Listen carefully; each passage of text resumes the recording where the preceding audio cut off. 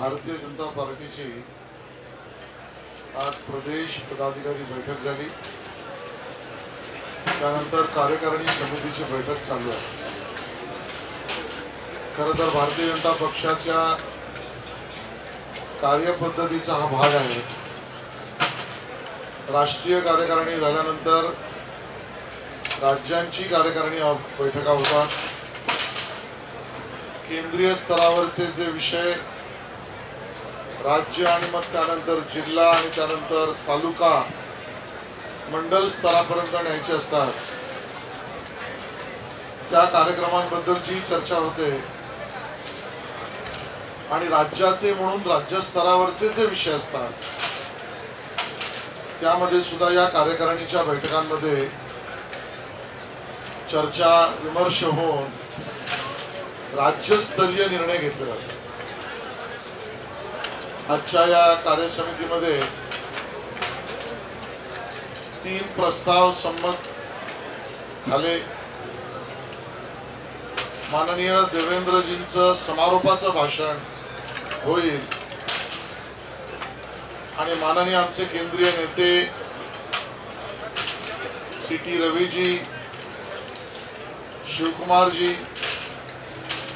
यांचेही मार्गदर्शन झालं आणि माननीय प्रदेशाध्यक्ष चंद्रकांत दादा पाटील यांचेही मार्गदर्शन या कार्यसमितीला सुरुवातीला झालं। सर्व जिल्ह्यातील प्रतिनिधी अपेक्षित उपस्थित आहेत, आमदार उपस्थित आहेत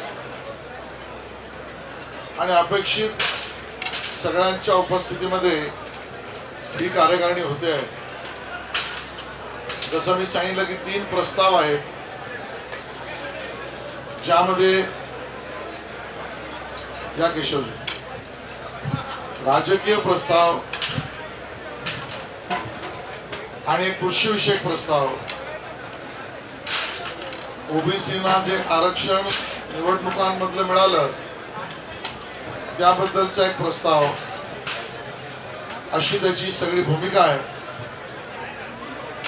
राजकीय प्रस्ताव मांडताना स्वाभाविकता गेल्या 2.5 वर्षामध्ये महाराष्ट्र विकास आघाडीच्या उद्धवजी ठाकरेजींच्या नेतृत्वात असलेल्या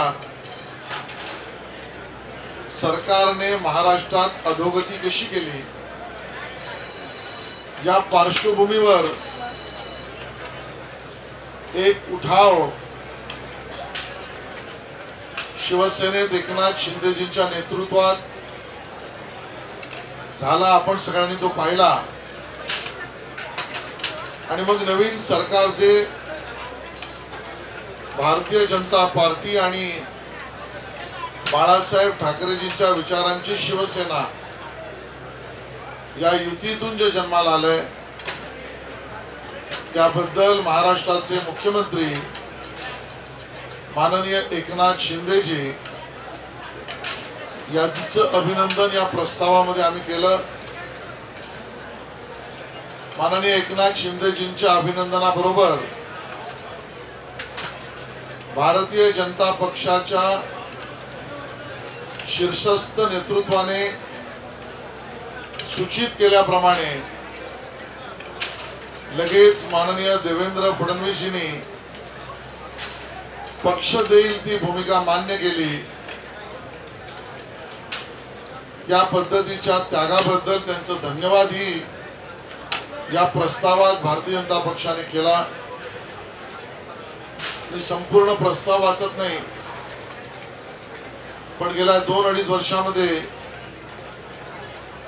महिलांवरचे अत्याचार असतील, विद्यार्थ्यांच्या परीक्षांमधल्या अडचणी असतील, कायदा सुव्यवस्थेची बिघडलेली स्थिती असेल, देशात सगळ्यात जास्त कोरोनाचा झालेला प्रादुर्भाव असेल, सामान्य जनतेला सरकारशी काही संबंधच जणू नसावा अशा पद्धतीचं सरकारमधल्या मंत्र्यांचं वर्तणूक, विशेषतः मुख्यमंत्र्यांचं तत्कालीन आणि एका अर्थाने सचिन वाझेपासून अन्य प्रकरणात झालेला भ्रष्टाचार या सगळ्यावरची चिंता सुद्धा अख्ख्या महाराष्ट्राला सतावते. आणि त्या पार्श्वभूमीनंतर केवळ 30 दिवसातच, अजून 30 दिवस व्हायचे,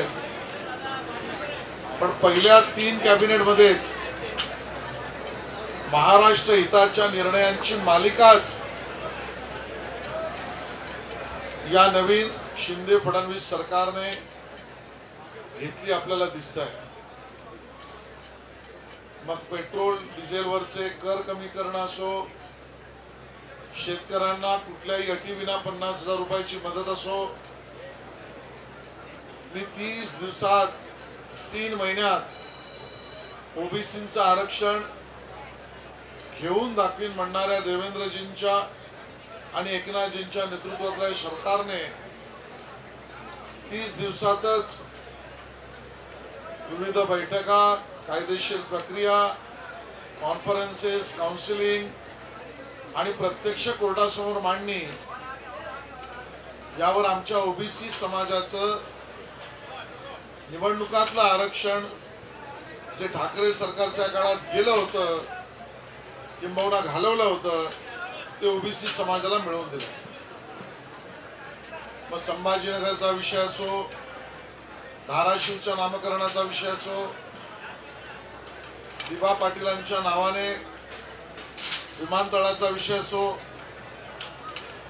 गणेशोत्सव, नवरात्रोत्सव, मोहरम, दहीहंडी सणाचे विषय असो, या सगळ्या विषयात ज्या गतीने सरकार काम करत आहे त्याबद्दलचा सर्वस्वी अभिनंदन करणारा आणि भारतीय जनता पार्टी मजबूतीने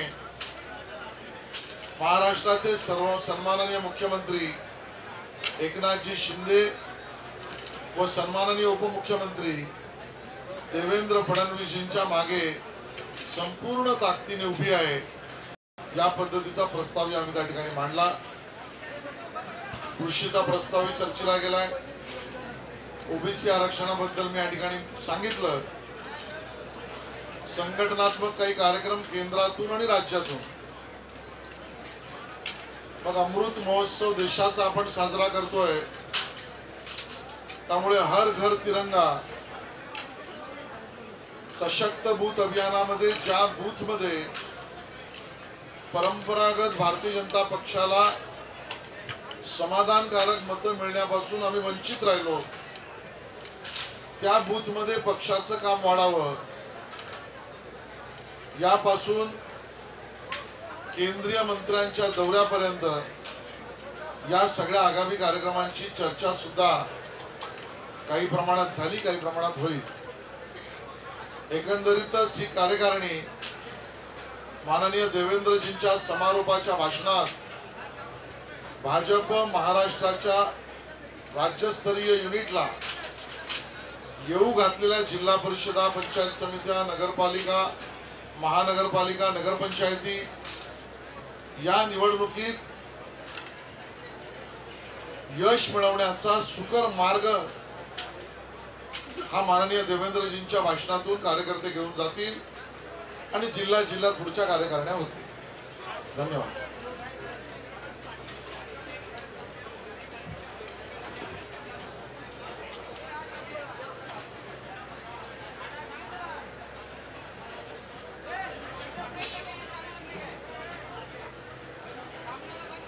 भाजपचे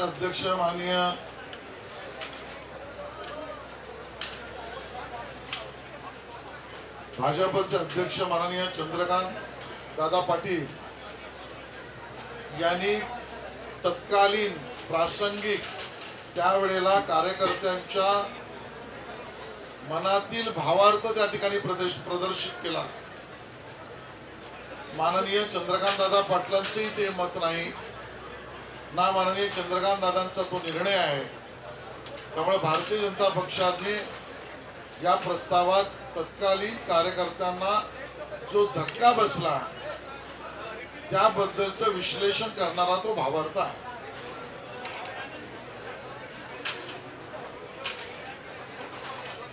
खरं तर तो आलाच का हा प्रश्न आहे.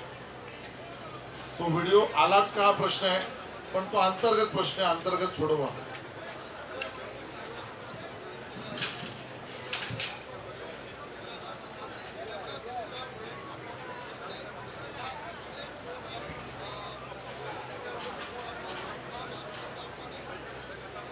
सुप्रियाताई, माझा समज होता की अतिशय प्रगल्भतेने आपल्या पक्षाचे ते विचार मांडत असतील, पण त्यांच्या अशा बेताल वक्तव्याने त्यांनी हे सिद्ध केलं की ते गैरसमज पसरवण्याचंच काम करीत आहेत. भारतीय जनता पक्षात मुख्यमंत्री उपमुख्यमंत्र्यांना राष्ट्रपतींच्या विदाईच्या जेवणालाही बोलवलं जातं आणि नवीन राष्ट्रपतींच्या स्वागताला सुद्धा बोलवलं जातं. माननीय मोदीजींनी पंतप्रधानपदी सेवा स्वीकारल्यानंतर मुख्यमंत्री परिषदा सुद्धा होतात. याआधी सुप्रियाताई तुमच्या काँग्रेसच्या काळात या कधी झाल्या होत्या का, जरा आठवलं तर बरं होईल. आणि त्यामुळे माझी नम्र विनंती सुप्रियाताईंना आहे, अभ्यासाविना केलेल्या वक्तव्याने तुमचीच विश्वासार्हता धोक्यात येईल.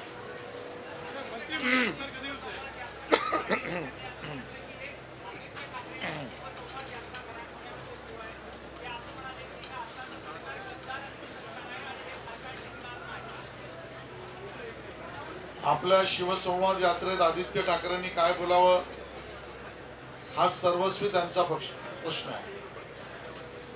महाराष्ट्रातल्या जनतेने काय पाहिलं आणि महाराष्ट्रातल्या जनतेला काय कळतंय, भारतीय जनता पार्टी याला महत्व देते.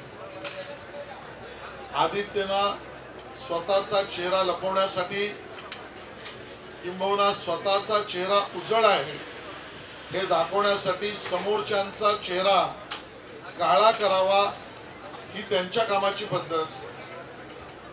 पण जो उठाव शिवसेनेच्या आमच्या मित्रांनी केला तो सराहनीय आहे, स्फुरणीय आहे, अभिनंदनीय आहे.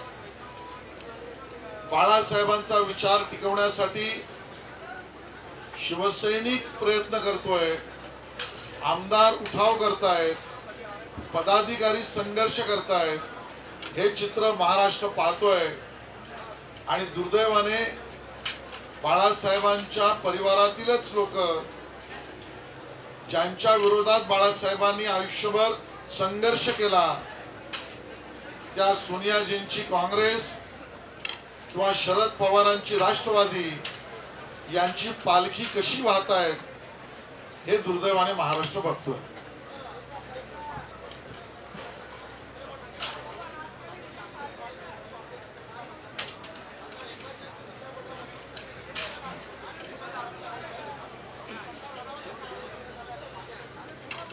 खरं तर काँग्रेसवर हा आरोप करायला हवाय.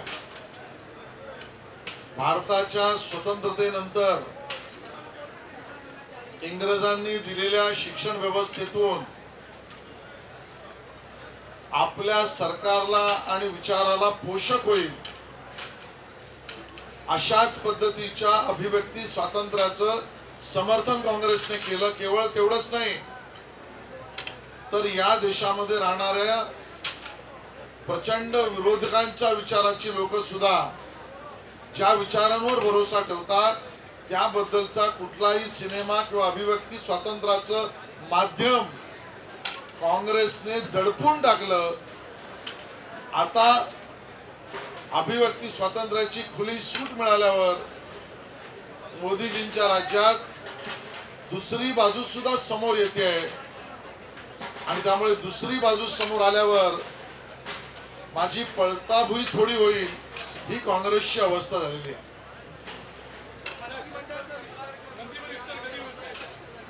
याचं उत्तर माननीय मुख्यमंत्री एकनाथ शिंदेजी आणि माननीय उपमुख्यमंत्री देवेंद्र फडणवीसजी देतील.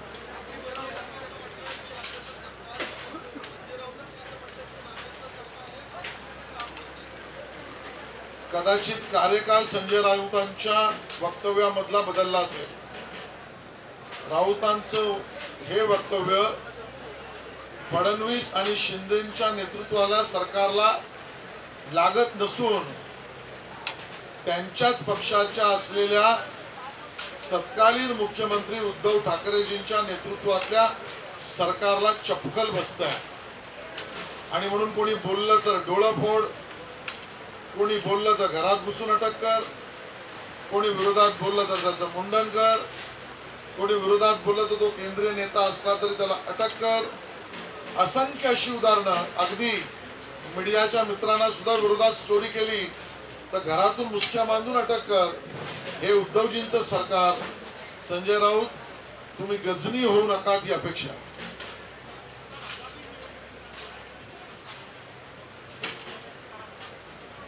सर्व जिल्ह्याला आणि अख्ख्या महाराष्ट्राला स्थान मिळेल, पण याचं सविस्तर उत्तर माननीय मुख्यमंत्री एकनाथजी आणि उपमुख्यमंत्री देवेंद्रजी आपल्याला देतील.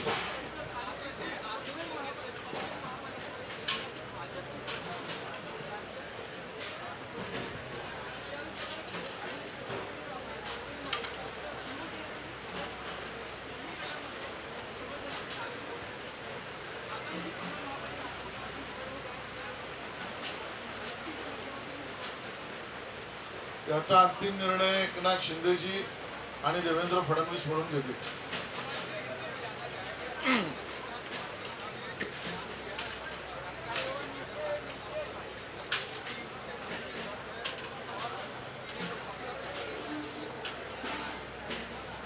आज भारतीय जनता पार्टी के प्रदेश कार्य समिति बैठक में राजनीतिक प्रस्ताव रखा गया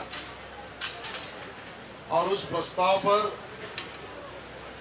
सभी ने अपना मत प्रदर्शित किया.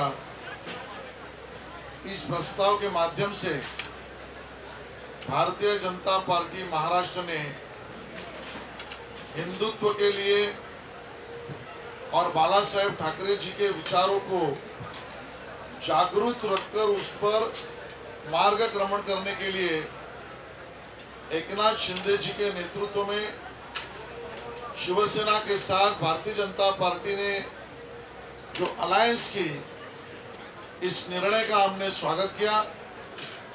हमने माननीय एकनाथ शिंदे जी मुख्यमंत्री महोदय इनका अभिनंदन भी किया.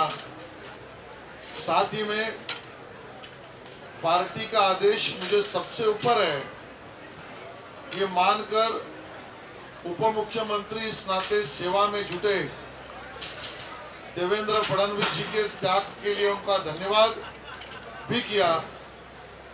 जिस वक्तव्य की बात आप कर रहे हैं, माननीय अध्यक्ष चंद्रकांत दादा पाटिल जी ने उस समय जब ये निर्णय सुनाई देने के बाद जो शॉक लगा था, उस वक्त कार्यकर्ताओं की भावनाओं का भावार्थ उन्होंने बताया. माननीय चंद्रकांत दादा पाटिल जी का ये निर्णय मत या भारतीय जनता पार्टी का निर्णय मत नहीं है. माननीय एकनाथ जी के नेतृत्व में भारतीय जनता पार्टी माननीय देवेंद्र जी के नेतृत्व में महाराष्ट्र के भलाई का काम और गति से करेगी.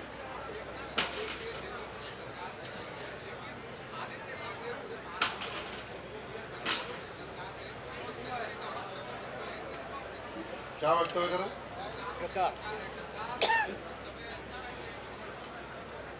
माननीय आदित्य ठाकरे जी के दो वक्तव्य हमने सुने. एक तो अपने ही दल के लोगों को गद्दार कहना, तो क्या शिवसेना गद्दारों की फैक्ट्री बनी चुकी है क्या? ऐसा सवाल किसी के मन में आ सकता है. जब अपना चेहरा अच्छा दिखाने के लिए दूसरे के चेहरे पर कालिक लगाने का काम जो लोग करते हैं, उस प्रकार का वक्तव्य आदित्य ठाकरे जी का है. जो बात को लेकर बाला साहब जी के विचार जीवित रहे और उनके दिए हुए मार्ग पर चलने का निर्णय शिवसेना के 50 विधायकों ने किया, वो अभिनंदन के पात्र है. उनको गद्दार कहना, इसका मतलब खुद की नासमझी को जनता के हित में बताना, ऐसा है. दूसरी बात वो कह रहे हैं कि हिम्मत हो तो एमएलए रिजाइन करे. हमारा सवाल आदित्य ठाकरे जी को है कि जो भारतीय जनता पार्टी के साथ आकर सरकार में बैठे हैं सरकारी पक्ष में, वो सभी लोगों ने, शिवसेना के एकनाथ शिंदे जी के लोगों ने भारतीय जनता पार्टी और शिवसेना प्री पोल अलायंस में वोट लिया है, तो वो तो हकदार बनते हैं इस अलायंस के सरकार का। आपने बगावत की है, आपने धोखाधड़ी की है, तो आदित्य जी आप खुद जो जीते हैं वो भारतीय जनता पार्टी के समर्थन से जीते हैं। अगर थोड़ी भी दूसरे को कहने के लिए आप जो नुक्से देते हो, मेरा सवाल है कि आप स्वयं रिजाइन करोगे क्या? क्योंकि आप स्वयं भाजपा के वोटों से जीते हो। धन्यवाद।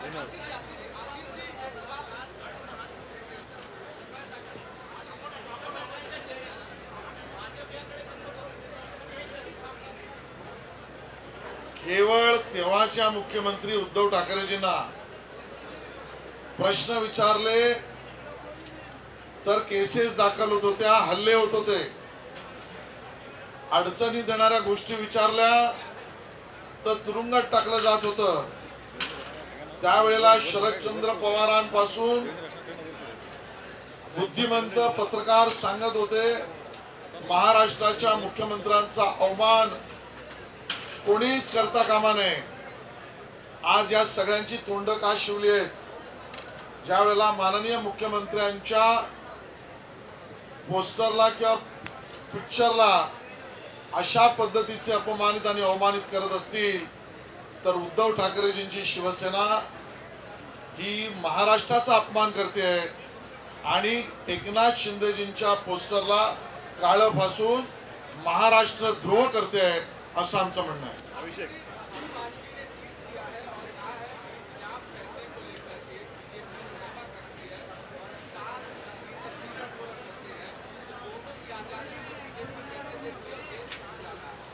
आबू आजमी जी कहाँ जा रहे हैं पहले पूछिए। वो संविधान के साथ चल रहे हैं कि संविधान के बिना चल रहे हैं? धन्यवाद।